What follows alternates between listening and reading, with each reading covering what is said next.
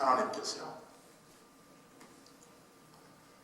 이 세상을 창조하시고 우리 모든 인간에게 영생의 길, 축복의 길을 주셨지만 이 사람이 타락을 한 거죠. 타락의 가장 근본적인 그 원인, 핵심이 무엇인가? 한마디로 모르면 이 선악과를 선택한 것이죠. 그래서 선악과는 선과 악을 구별하는 능력을 이야기합니다. 그래서 선악과, 선과 악, 좋은 것과 나쁜 것. 그래서 요즘도 사람들을 보면은 고통하고 좌절하고 어려워하는 그런 많은 사람들을 보면은 그 고민과 좌절의 원인이 어디에 놓여있는가 하면은 세상을 바라볼 때 좋고 나쁨으로 바라본다 그 말입니다. 이 일이 나에게 이렇게 되었으면 좋겠다. 선하게 되면 좋겠다. 이 일이 나에게 이렇게 안 되면 이건 나에게 나쁜 거다. 그런 구도를 가지고 자기의 인생을 바라보는 사람들은요, 결국은 고민과 좌절에 빠지게 되어 있습니다.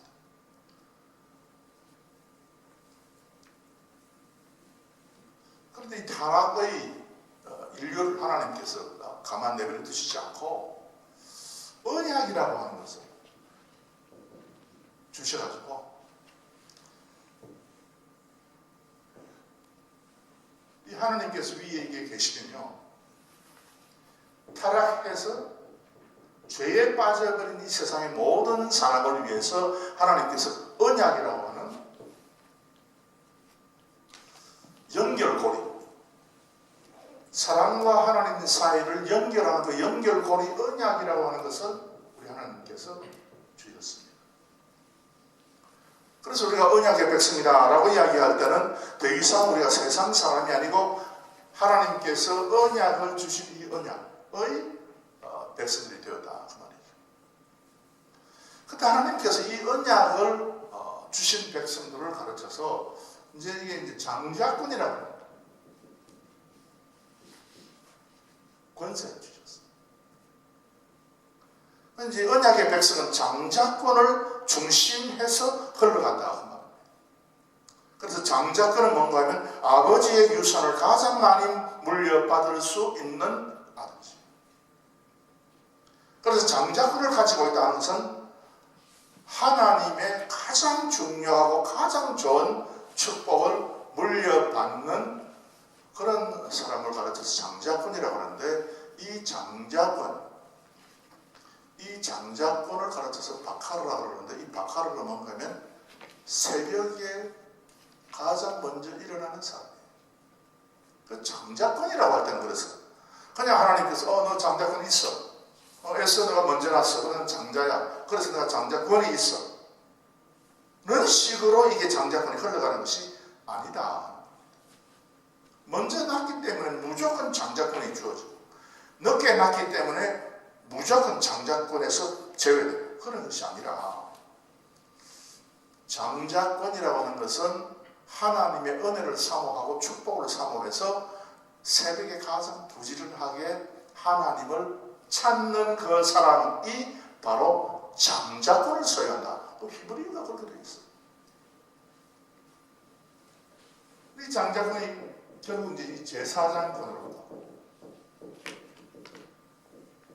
하나님께서 장자권이라 이렇게만 이야기하면 잘 사람들이 잘 모르니까 이거 제사장권이다 이게. 이 세상의 모든 축복을 제사장권이 있는 사람에게, 그 나라에게 내가 주는데, 그런데 이 제사장권이라고 할 때는 하나님 앞에 제사를 지내는 사람입니다. 그래서 그 제사장 나라에 하나님께서는 가장 엄청난 축복을 부어주신다. 그래서 세상 나라가 크고 작고 잘 살고 못 살고는 그런 여러 가지 다양성이 있지만, 그럼에도 불구하고 세상 나라들 가운데서 가장 부여하고 가장 축복받는 나라는 제사장권을 소유하고 있는 나라. 그런데 그런 어떤 이 제사장권이 있는 나라를 중심해서 하나님께서 세상의 모든 것을 다스려 나가십니다. 그래서 우리 하나님께서 이스라엘 백성들에게 제사장권에 관한 말씀을 하시고 제사장권을 이스라엘 백성들에게 허락해 주시고 그러므로 너희들은 세상 모든 사람에게 복을 주는 나라가 되어라. 너도 복을 받지만 가장 귀한 복을 받지만 그리고 너도 세상 다른 민족에게 복을 주는 민족이다. 그런 의미에서 제사장권을 주시면서 이 제사장권을 그럼 이것을 어떻게 실생활에서 이걸 어떻게 이루어낼 것인가 라고 했을 때에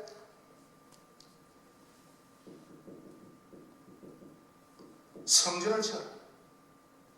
그리고 제사를 어떻게 지내라.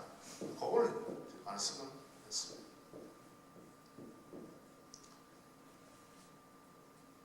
그래서 앞에 있는 이 모든 말씀들은 창세기에 있는 것이고요. 성전을 어떻게 지어라 하는 것은 출애굽기에 있고요. 성전 짓고 나서 그 성전 비워놓은 거예요. 그 성전에서 무슨 일이 일어나야 될 것인가 하는 그 말씀을 레위기에서 하고 있는데 그것이 레위기가 집중적으로 하나님 앞에 드리게 되는 그 제사에 대해서 얘기를 하고 있습니다. 오늘 저희들이 이제 오늘 계속해서 성찬에 관한 것을 지금 이야기를 하는 것인데 도대체 성찬이라는 게 뭐냐? 구약에 그렇게 하나님께서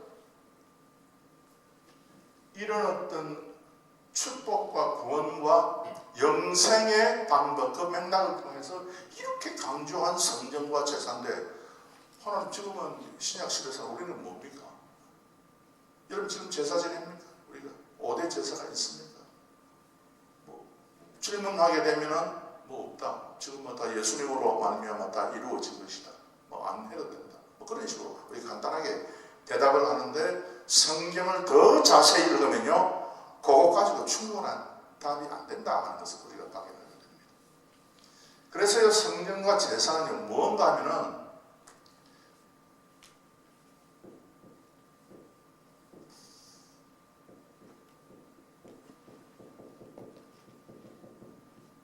카라브라 그래요. 여러분 이 단어를 알고 있습니다. 여러분.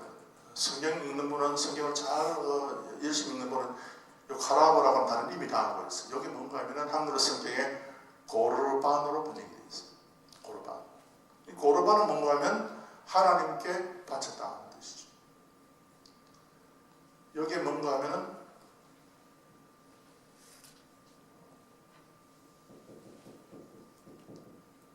예물이라. 그래서 우리 하나님 앞에 나올 때 예물을 가지고 나오잖아요.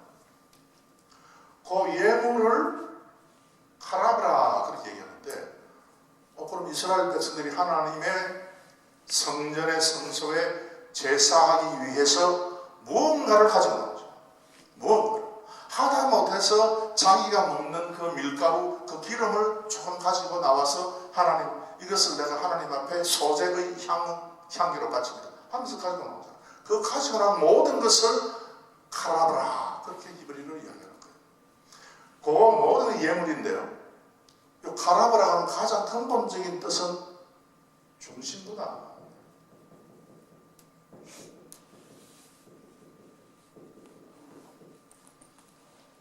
그래서 하나님 앞에 나오는 사람이 예물을 가지고 나오는데 그 나오는 그 나옴이 카라브고 그리고 그렇게 해서 하나님 앞에 나오면 그 사람은 하나님의 비밀의 가장 핵심적인 부분으로 하나님의 뜻의 가장 핵심적인 곳으로 나가게 된다 그 뜻입니다. 그래서 이제 이렇게 해서 하나님 앞에 제사를 지내기 위해서는 우리 하나님께서 짐승을 이제 받아가지고 그 짐승을 희생제물이라고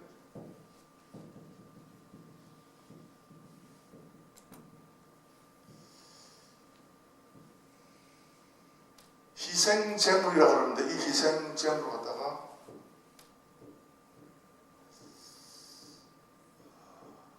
자박하라고.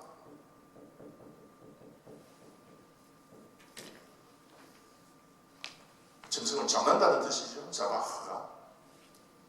이 자박하는 뭔가 하면은 절대로 짐승, 이 자박하라고 하는 단어는 즉 하나님 앞에 나올 때 그 하나님의 그 계시의 그 뜻의 핵심부로 들어가기 위해서 희생제물을 가지고 나온 사람은 자박해라. 희생제물을 잡아라. 동물을 잡아라. 피를 흘리라. 그 뜻인데요. 이 자박가. 피를 흘릴 때 어떻게 흘리는가 하면 절대로 여러분 그 도살소에 가보면 소가 쭉 이제 한 줄로 서서 쭉 이제 걸어 들어오고 다른 데는 가지 못하고 딱 한 줄로 딱 몸이 딱 그 정도의 이제 길처럼 이렇게 나무로 딱 만들어가지고 앞으로 쫙 들어오는데 딱 들어오면은 곡괭이 같은 것을 딱 어떤 사람이 딱 들고 딱 쏘면 딱 내려쳐가지고 소의 머리에 중심부를 떼잖아요. 그러면 소가 그 자리에서 적색을 그래가 그걸 걸어가죠. 소를 적사시키지 아니고 다른 데를 때려가지고 소가 빨리 죽지 아니하고 그 자리에서 뭐 왔다 갔다 하고 그냥 뛰고 이러면 곤란하잖아요. 그래서 딱 해서 한 번만에 딱 내려쳐가지고 죽이지 않아요. 절대로 잡아가는 그렇게 잡으면 안 돼요. 이 유대식으로 짐승을 잡을 때는 반드시 목을 따가지고 짐승을 누워서 잡고 목을 딱 따서 피를 완전히 흘리는 그런 의미에서 짐승을 희생제물로 잡는 거예요. 그렇게 하는 이유가 뭔가 하면은 이 짐승을 잡는 것은 피를 흘려가지고 그 흘린 피로 말미암아 죄를 덮는 것이다. 그 죄를 덮는 이 희생제물에 관한 여러 가지의 제사의 방법을 레위기 1장에서 9장까지 읽으시면 5가지의 제사가 나와 있는데 그 5가지 제사 이름을 한번 해봅시다. 첫째, 번제, 둘째, 소제, 세 번째, 화목제, 네 번째, 속죄제, 5번째, 속건제. 이 5가지. 그래서 이걸 어떻게 하라? 하나님께서 정확하게 이제 5가지의 제사에 대해서 말씀을 하십니다. 그래서 이 제사가 어쨌단 말이에요. 도대체 이게 신약에 와서 이게 그래서 오늘 저녁에 성찬의 창량 영적인 의미 그렇게 교회에서 이제 1년에 몇 차례씩 성찬을 이제 우리가 거행하는데 특별히 주일 대예배 때 주일 가장 중심이 된 그 예배 때에 모든 성도가 모여있는 그 자리에서 성찬을 하는데 그 성찬을 거행하는 그 영적인 의미가 뭔가 오늘 저는 간단하게 여러분들에게 말씀드리도록 하겠습니다. 첫 번째 성찬에 참여하는 영적 의미다. 고린도전서 5장 7절 우리 다 함께 읽겠습니다. 시작. 너희는 누룩 없는 자인데 새 덩어리가 되기 위하여 묵은 누룩을 내어버리라. 우리의 유월절 양 곧 그리스도께서 희생이 되셨느니라. 아멘. 이 희생이 뭔가 하면 자박해요. 그래서 예수님께서 피를 끝까지 흘리시고 그래서 물과 피를 흘렸다 그랬잖아요. 로마 군인들이 그냥 갑자기 예수님의 머리를 딱 때려가지고 딱 즉사시킨 그게 아니고요. 옆구리에 창을 찔러가지고 자박하는. 그래서 구약에 이 하나님의 모세오경과 그리고 선지서 등에 기록되어 있는 하나님의 계시와 연결되어 있는 의미에서 예수님의 죽음을 표현할 때도 그 죽음이 하나님 앞에서 짐승을 희생제물로 드리는 그와 같은 방법으로 자박을 했다. 그래서 요 자박, 그리스도께서 희생이 되셨느니라 되셨어요. 자바후가 되었다. 피를 천천히 흘리면서 우리 모든 성도의 죄를 맑게 씻어주셨다 그 말입니다. 고린도전서 10장 16절에 우리가 축복하는 바 축복의 자는 그리스도의 피에 참여함이 아니며 우리가 떼는 떡은 그리스도의 몸에 참여함이 아니냐. 성찬에 참여하는 것. 그래서 뭔가 하면 우리가 이 축복의 잔이 뭡니까? 축복의 잔. 축복의 잔이 뭡니까? 축복의 잔이. 우리 교회에서 뭐 할 때 축복의 잔을 마십니까? 우리가? 예? 성찬할 때 축복의 잔을 우리가 마시잖아요. 이 축복의 잔, 우리가 성찬할 때에 포도주를 마시는 것, 그것은 그리스도의 피에 참여합니다. 그리고 우리가 떼는 떡은, 우리가 성찬식 할 때 빵을 뜯는 것, 그 떡은 그리스도의 몸에 참여함이 아니냐. 그래서 이 떡도 본래 말로 된 성경들 읽어보면 그거는 뭔가 하면 무교병이다. 그 떡을 떼는 거죠. 거기에 참여하는 것이다. 즉 성찬은 뭔가 하면은 성찬은 그리스도의 피와 몸에 참여하는 것으로 이것은 구약의 5대 제사로 합니다. 예수님께서 희생 제물로서 피를 흘리고 그렇게 우리를 위해서 목숨을 내어놓은 그것이 구약의 레위기에서 이야기하는 그 5대 제사의 그 의미에서 우리가 제사를 지내고 그리고 그 예수님의 제사에 우리가 함께 참여하는 것이다. 그래서 우리가 성찬식을 행할 때에 그는 우리가 지금 이제 우리가 하나님 앞에서 구약의 레위기에서 하나님께서 명령한 그 명령을 우리가 지금 순종을 하고 있는 것이다. 그 의미를 가져야 됩니다. 그 다음에 두 번째,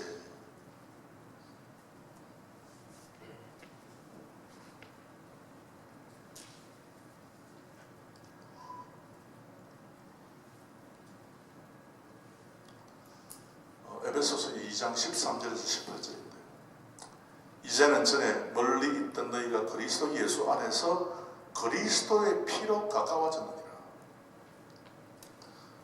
희생 제물을 바치면 그것이 예물이 되고 그래서 카라바이기 때문에 하나님의 뜻의 중심부, 핵심부로 접근하는 거예요.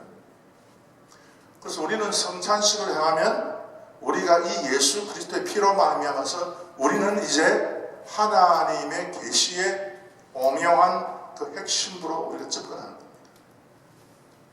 그래서 우리가 성경을 처음부터 끝까지 쭉 읽고 정확하게 이 하나님의 계시의 흐름을 쫓아서 읽지 아니하고 그냥 띄엄띄엄 군데군데 자기가 생각하는 대로 아무렇게나 읽어버리면 결국은 이게 무엇인지 전혀 알지 못하는 그런 결과가 되죠.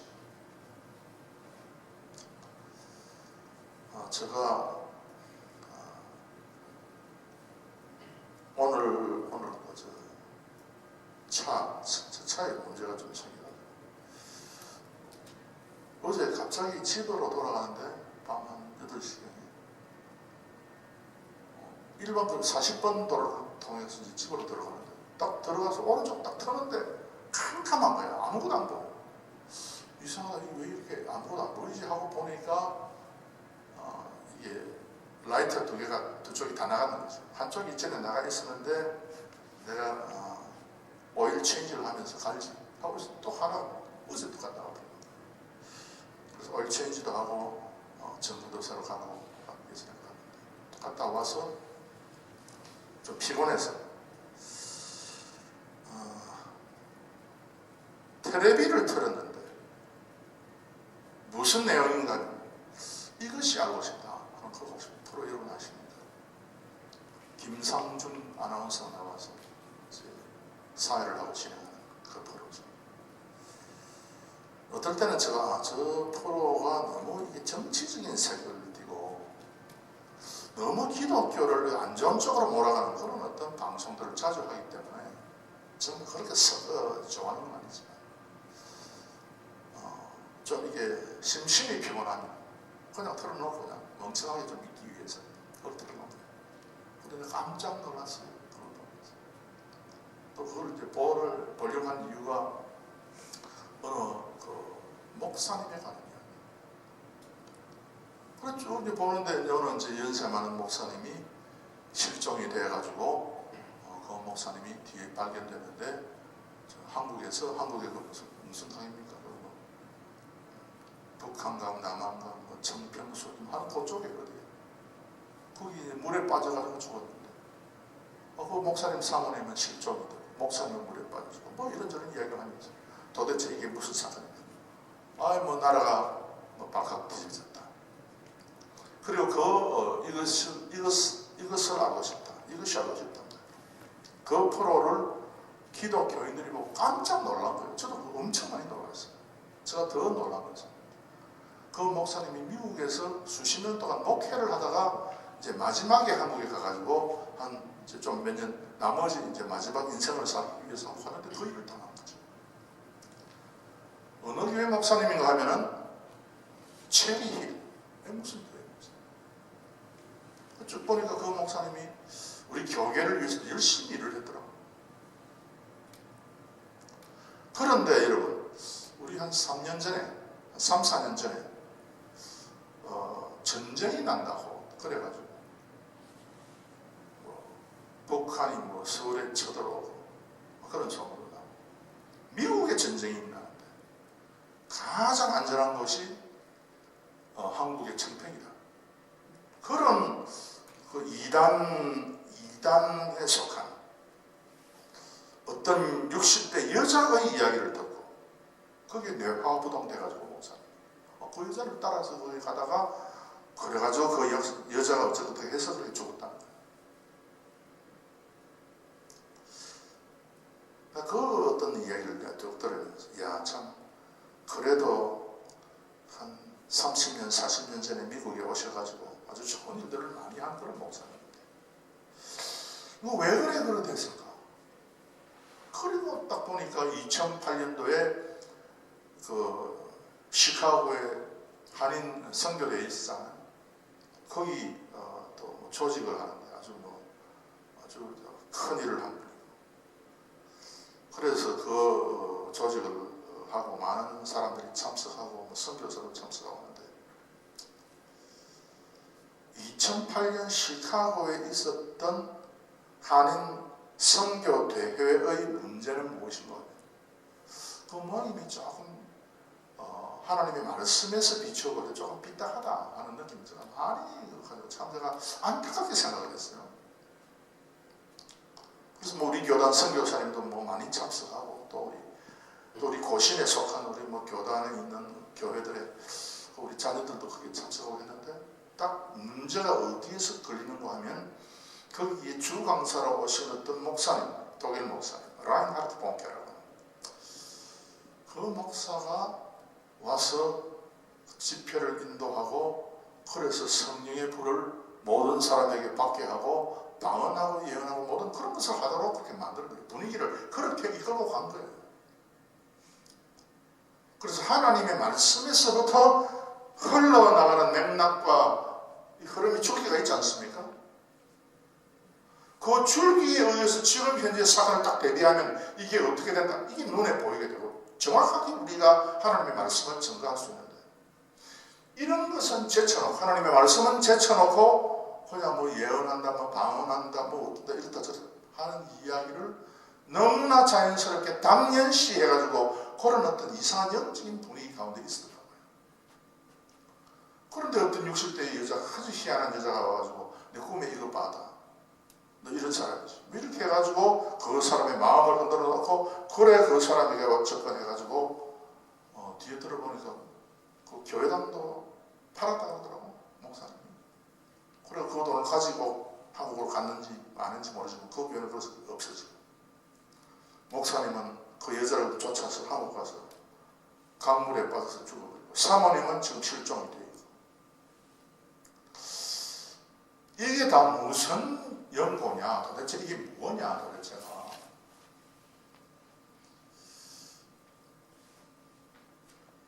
우리가 예수 안에 있는 그리스도의 피에 관한 분명한 이해, 성찬이 도대체 이게 무언가는 분명한 이해, 하나님의 말씀에 따라서 정확하게 이해하는 것 없으면요, 우리가 사탄에 의해서 낚이는 것은 시간 문제다 하는 겁니다. 요즘 제가 느끼고 있는 게 두 가지가 주로 있는데, 하나는 기독교를 믿고 있는 사람 가운데 참 영적으로 바로 서지 못하면 사탄에 의해서 낚이는 것은 시간 문제다.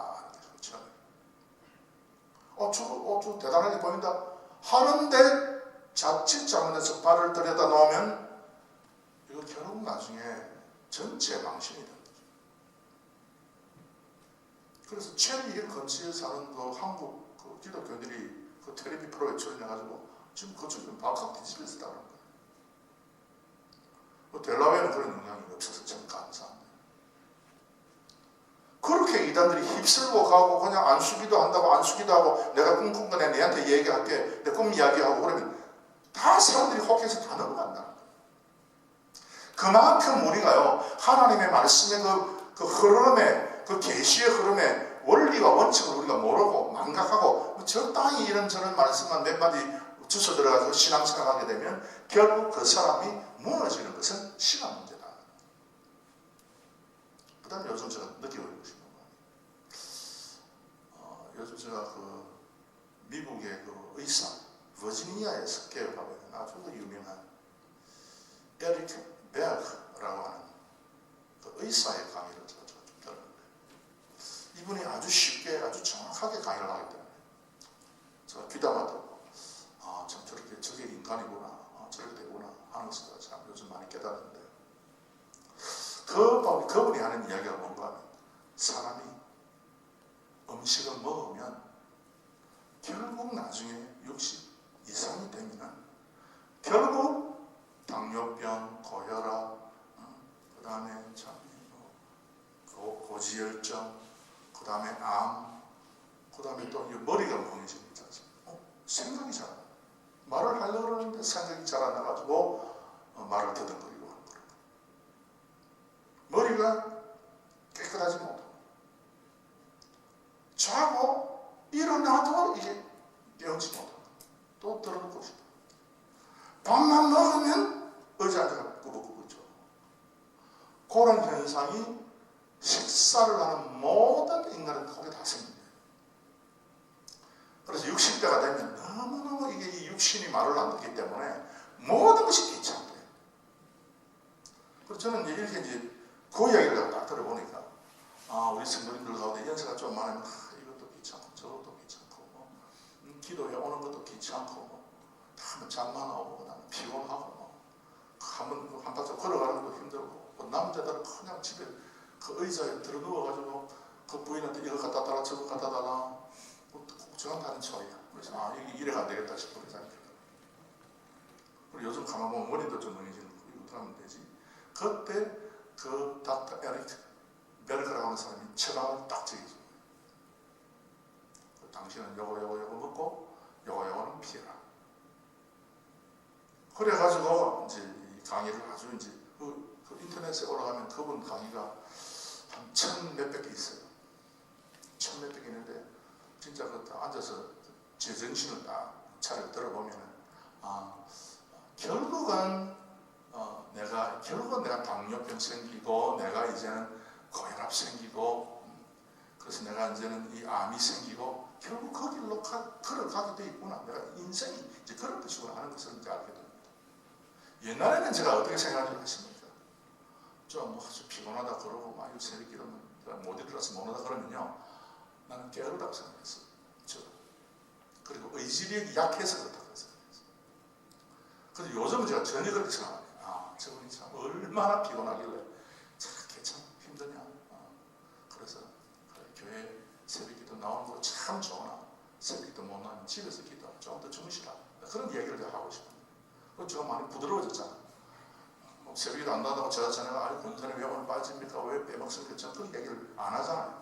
요즘 가만히 들어보니까 이게 인간의 가는 길이구나. 그런데 우리가 계속 피곤하고 지금 내 몸에 계속해서 뭐 당뇨가 생기고 뭐 먹어도 또 그런 또 이상한 이야기도 있고 먹어도 또 먹고 싶대. 밥을 먹었는데 또 국수 먹고 싶대. 그리고 텔레비전 짜장면 나오면은 짜파게티 다 끓여 먹어야 돼. 뭐 그런 식으로 이게 먹어도 이 한이 있잖아. 그런 어떤 얘기를 하면서 어떻게 하면 이런 어떤 육신의 문제를 해결할 수 있을까? 여러분 비디오 한번 보세요. 나만 알고 있기가 너무 그래서 여러분도 한번 시간 내서 몇 가지만 보면 돼요. 이거는 성경하고 아주 밀접한 그런 관계예요. 그래서 성경은 뭐라고 얘기하고 있는가 하면은 그리스도의 피, 그리스도의 피로 가까워졌습니다. 그래서 그리스도의 피가 무슨 역할을 하는 거냐? 여기 보면 세 가지, 물론 뭐 네 가지가 되죠. 네 가지가 되는데 오늘 줄여서 세 가지만 딱 말씀을 드리면, 첫째는 뭔가 하면 어문에 속한 계명의 율법을 자기 육체로 폐했다. 율법 가지고 이랬다 저랬다 하지 마라. 그거는 예수님께서 폐하고 이미 폐지된 것이다. 그래서 율법을 너무 강하게 드러내고 주장하고 율법대로 하려고 절대로 하지 마라. 첫째 율법을 폐했다. 그 다음에 두 번째는 십자가로 이 둘은 뭔가 하면 유대인과 이방인들입니다. 이 둘을 한 몸으로 하나로 뭉쳐가지고 하나님과 화목하게 하려 하십니다. 화목, 하나님과의 화목. 그래서 하나님께서 희생 제물을 통해서 구약시대에 짐승의 피를 통해서 이스라엘 백성들이 하나님의 뜻과 하나님의 축복의 핵심부로 나오도록 그렇게 만들었잖아요. 하라고 하도록.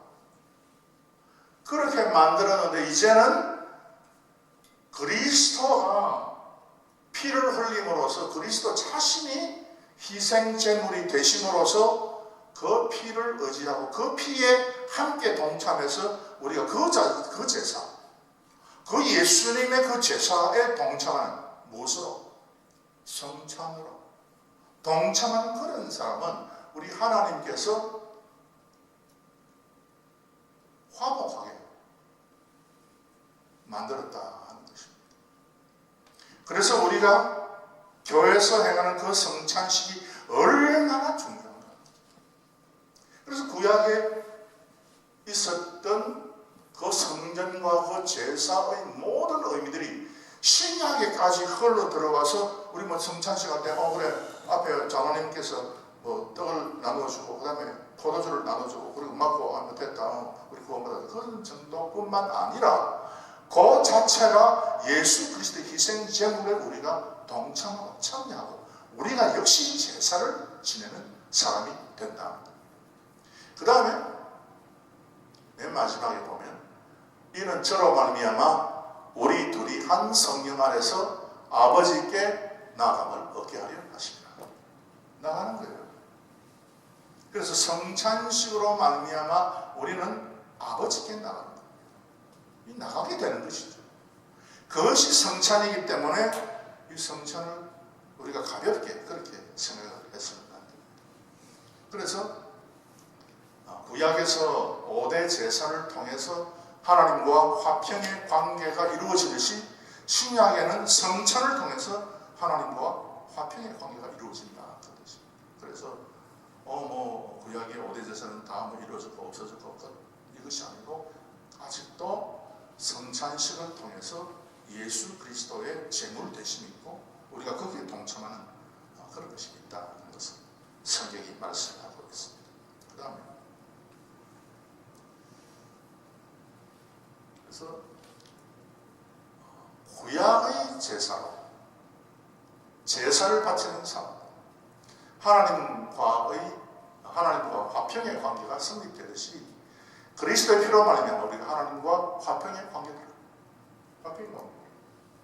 성찬을 통해서 화평의 관계에 들어갑니다. 그리스도의 피로 행하는 성찬은 구약에서 제사를 바치는 것과 같은 것이며 그 결과 하나님과의 화평이 발생합니다. 이것이 우리가 행하는 성찬의 아주 깊은 성경에서부터 그 영적인 그런 어떤 그 흐름을 통해서 영적인 원리를 통해서 발견된 그 성찬의 의미가 되는 것입니다. 그 다음에 오늘 성찬의 의미가 4번 오늘 이것만 하고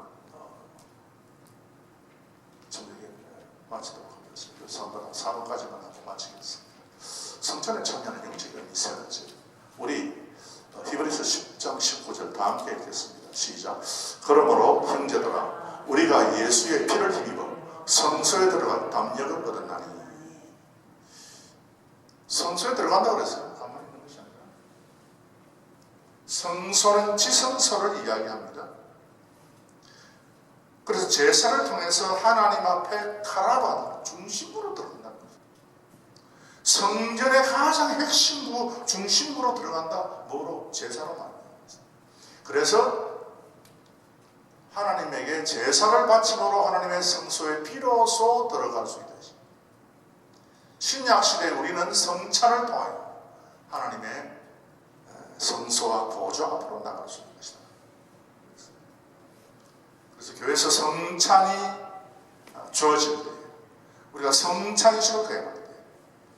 여러분의 영적인 그 마음과 그 영적인 태도가 구약시대 이스라엘 백성들이 하나님 앞에 제사 지내고 그 지성소를 향해서 나아갔던 것처럼 그런 영적인 깨달음을 얻으시는 우리 성도님들이 되시기를 바랍니다.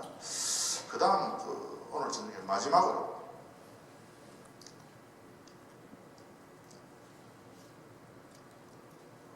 성찬에 참여하는 성찬 참여의 영적인 의미가 뭐냐. 아주 귀한 말씀이니까 우리 두 구절 히브리서 9장 12절 22절 읽도록 하겠습니다. 시작. 염소와 송아지의 피로 아니하고 오직 자기 피로 영원한 속죄를 이루사 단번에 성소에 들어가셨느니라.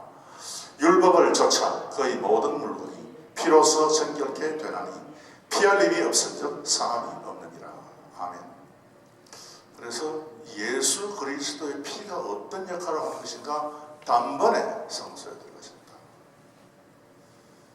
단번이라고 할 때는 뭔가 하면은 한 번 예수님께서 피를 흘리는 그 한 번의 동작이 모든 시대에 적용이 되고 있다 하는 의미에서 이게 단번이라 그렇게 되어 있습니다. 그래서 예수님의 그 십자가에 걸리신 그 피와 그 죽음이 오늘 또 일어나고 내일 그게 아니고 그 2000년 전에 골고다 상에서 예수님께서 피를 흘리고 죽으신 그 사건이 망고불변의 진리로 어느 시대나 할 것 없이 그것이 계속 우리에게 적용이 되고 있다.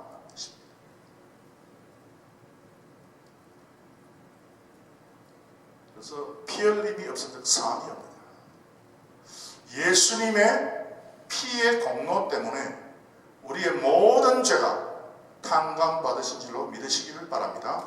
이것이 여러분 성찬식에 있어서 가장 핵심적인 우리의 고민이죠. 그래서 우리가 성찬에 참여할 때 가져야 태도가 뭔가 오늘 좀 결론적으로 말씀드리면 첫째, 언약의 새로운 책입니다. 그래서 우리 하나님의 언약의 백성이 우리가 홍해 바다를 건너가서 광야로 걸어갈 때에 계속해서 하나님께서 반석에 물을 내서 물도 주시고 또 만나도 주시고 메추라기도 주시고 여러 가지 하나님께서 양식을 공급해 주신 것처럼 성찬에 참여해서 우리가 그리스도 예수의 몸을 상징하는 떡과 피를 상징하는 포도주를 먹고 마실 때에 이것은 새로운 언약의 체결이다. 그래서 나는 하나님의 말씀에 순종해야 된다 하는 그런 믿음, 그런 어떤 태도를 가져야 되는 것입니다.